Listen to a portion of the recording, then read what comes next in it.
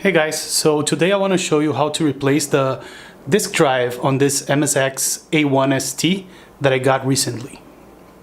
First thing you want to do after unscrewing the screws at the bottom is to use a tool to crack open this back part. Once it opens, the top piece is going to come right off.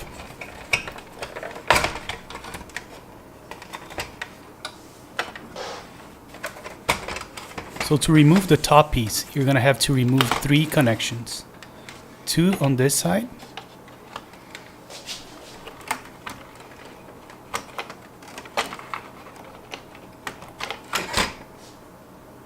And 1 here on the right hand side.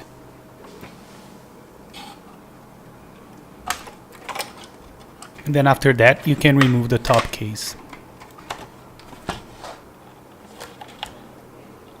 Then the next step is to remove this drive cable here. Make sure you pull it out gently with both of your hands.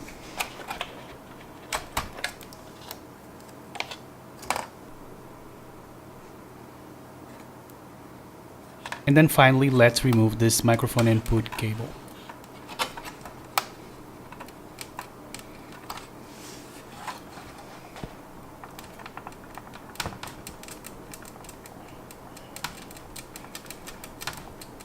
And as you can see, the best way to remove it is to wiggle it a little bit until it comes out.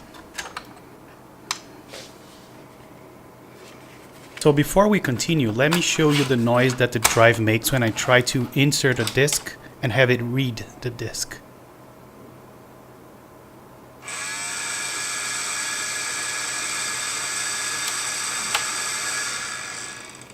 So the first step to remove the drive is to take all the 4 screws like you see here.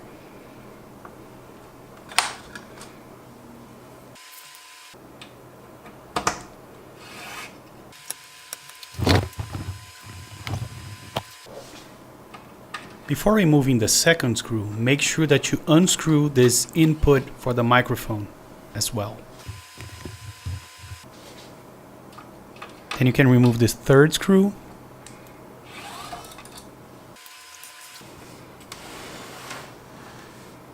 And then this is the 4th one.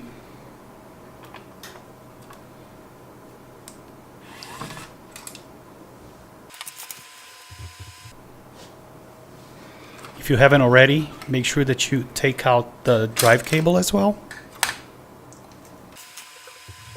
And then we can finally remove this final screw for the drive.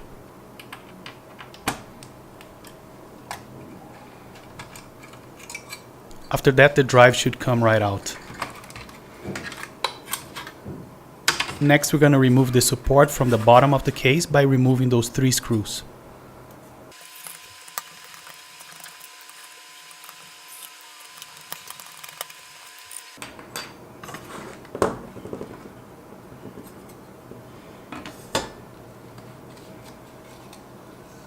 As you can see, the previous belt basically disintegrated.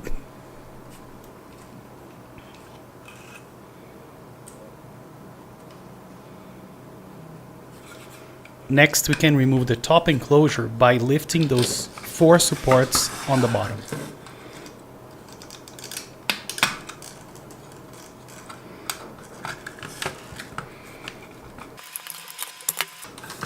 After some struggle, it should come right out.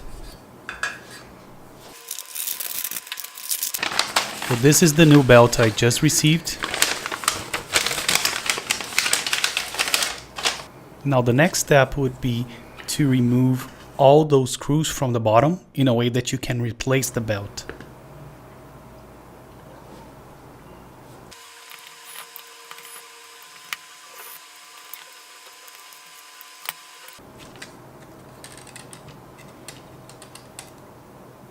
And I just realized you also may need to remove those connectors in order to take the PCB at the bottom away in a way that you can actually replace the belt.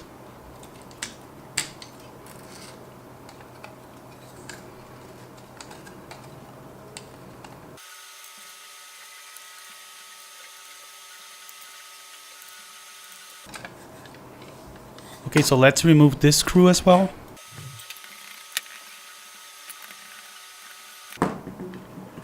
I'm not sure why, but the PCB still doesn't want to come out.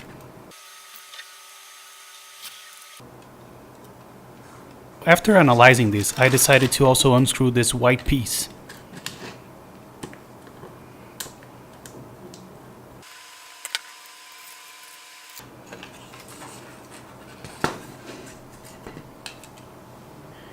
Before installing the new belt, let's clean it with some IPA or rubbing alcohol, if you will.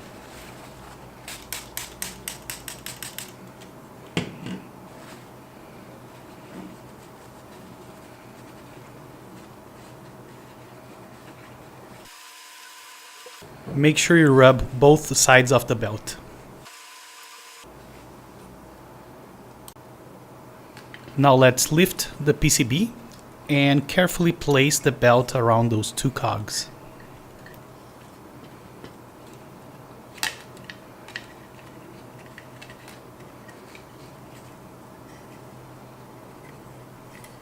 It's easier to install the belt if you turn the larger cog as you install it.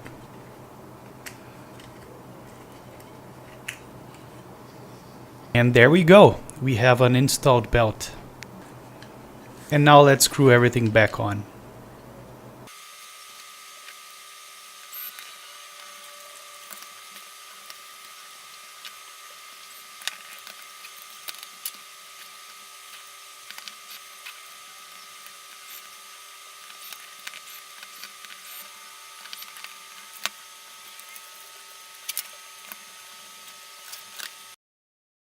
Also, let's reinsert the connectors we took out.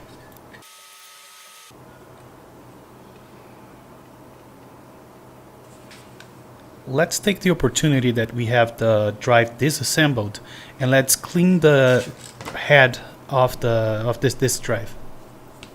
Add some IPA to a cotton swab.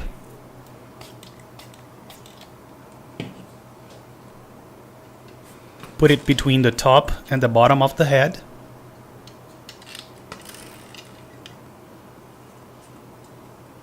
And then pull this tab here so the head compress the cotton swab and then clean itself. Leave it there for a few minutes. And then use the eject button to take it out. Since the springs on this drive are quite noisy, I'm gonna use some dielectric grease to make it a little better.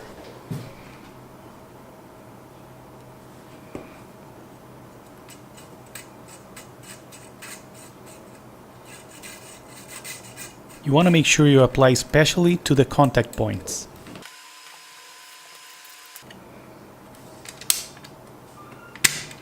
Yeah, and after that it sounds way better already. So let's move on to the other springs.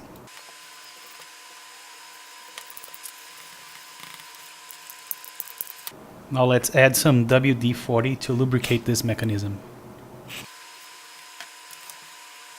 Now do some final surface cleaning with some IPA.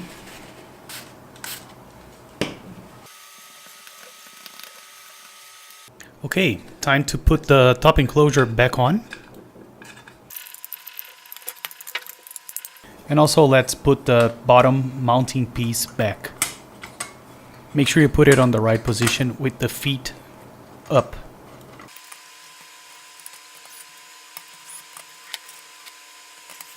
Alright, time to put the drive back on.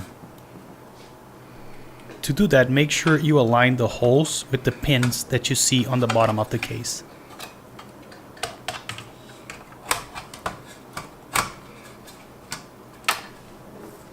Then we can reattach the drive cable. Now let's turn the computer on to see how the drive sounds.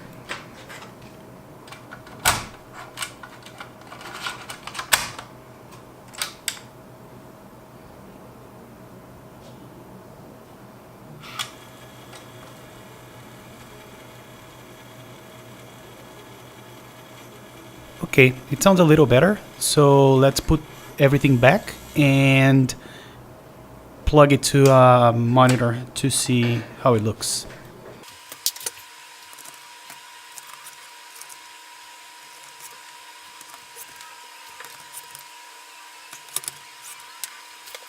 Okay, I'm gonna use this cheap SVDO to HDMI converter to test it on my monitor. Alright, time to turn it on.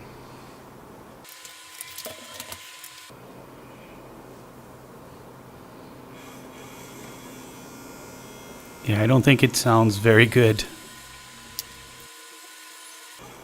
Let's see if we can get to list the files. Yeah, and as I suspected, we are not being able to read files still. Okay, so after some investigation, I figured out that the problem is that I unscrewed this white piece over here, and this piece is responsible for basically aligning the track 0 off the drive. So don't ever do that. So in order to make the drive work again, I basically had to do a trial and error procedure where I would unscrew the white piece, move it a little bit, and then try to read files again. And I was lucky enough that I found the exact point where the drive aligned and I was able to read everything. So now let's put the case back together.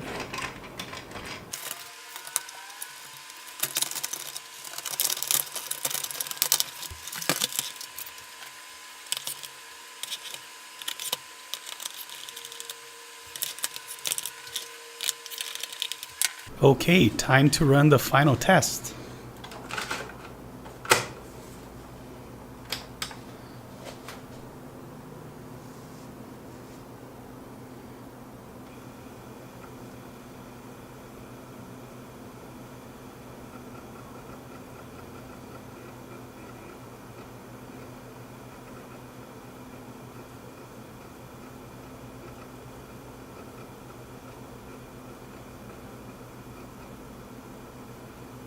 Awesome, it works.